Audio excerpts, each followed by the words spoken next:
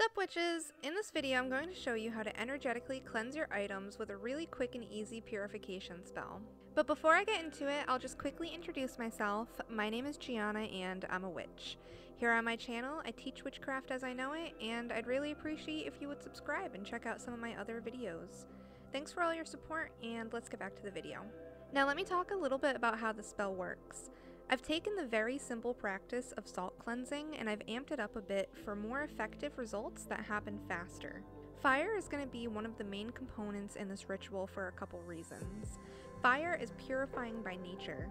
As the salt absorbs the residual energy from your items, the fire is going to be cleansing and charging the salt, which means there is more capacity for how much a smaller amount of salt can cleanse. Also, the element of fire makes spells work quicker, so the cleansing is going to be completely finished by the time the candle goes out on its own volition. The other element I'm working with is earth, which is utilized in the salt and in the crystal grid that's engineered to further empower the purifying fire. The grid consists of quartz connectors between each candle, as well as 2 selenite towers and a chunk of black tourmaline to add even more cleansing power. The first step in the ritual is to cleanse your space. I'm burning some sage, but it doesn't really matter how you go about this step. I want to quickly touch on the subject of salt for a moment. You can use whatever kind of salt you want, whatever salt you have on hand, but today I'm using a sea salt to demonstrate simplicity.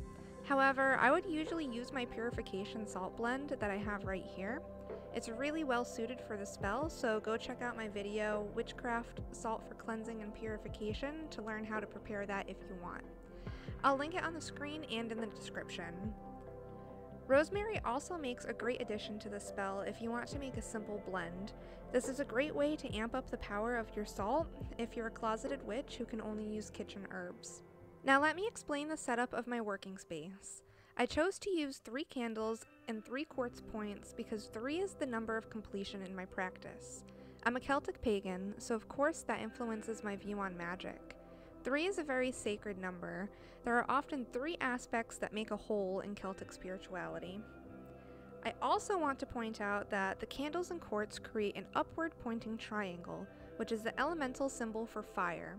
I like to add a lot of layers of symbolism in my spell work, and this is an example of that tendency.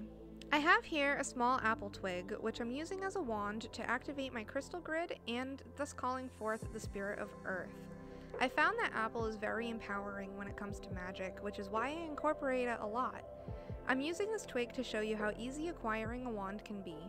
Alternatively, you could just use your finger, or if you want to get inspiration on making your own wand, go check out my wand making video, which I'll link on the screen and in the description. While I activate the crystal grid, I'll summon the spirit or essence of earth by stating this intent. Spirit of the element earth, I ask that you join me in my spell working. Lend me your powers of purification. Hail the earth, the womb, and the tomb. To finish the grid, I'm circling the salt thrice to bring the power that we just built into the salt. Once all the energies are connected, it's time to summon the spirit of fire by lighting the candles and stating your intention. Spirit of the element fire, I ask that you join me in my spell working. Lend me your powers of purification. Hail to fire, the passion of creation and destruction.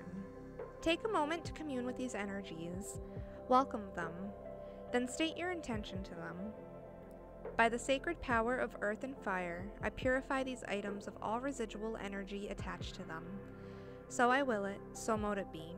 Be sure to give thanks to the spirits of the elements who have lended you their essence for this spell. I'm a bit of an animist, so I see the elements as having a spirit, so offerings are always a good idea. You can offer your praise, herbs, flowers, food, drink. In my experience, it's the thought that counts when it comes to the elements. So now you would just let the spell work. It's important to allow the candles to burn out on their own, because this is a sign that the spell is done and your items are completely purified. I hope this spell helps. It's my go-to when I want a really thorough spiritual cleansing, and I hope to hear from you down in the comments, and don't forget to check out my salt blend and wand making videos. Until next time, happy casting.